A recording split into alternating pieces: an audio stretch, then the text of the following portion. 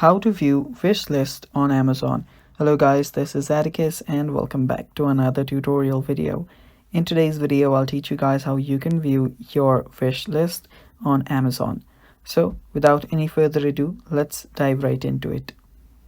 So the first thing we do is we open up our Amazon. Make sure that you're logged in into your account. After you open up your Amazon, what you do is simply head over to this icon that looks like a head and shoulders. So tap on that, and after you tap on that, on the top you'll find an option called lists. So all you have to do is head over to lists, and on lists you should find all of the lists that is available, including your wish list. So here you can see whatever you have saved, whatever items you have saved will show up here, and this is basically your wish list. And that's all for today, guys. Thanks for watching. Stay tuned for more upcoming tutorial videos and don't forget to subscribe. Bye bye.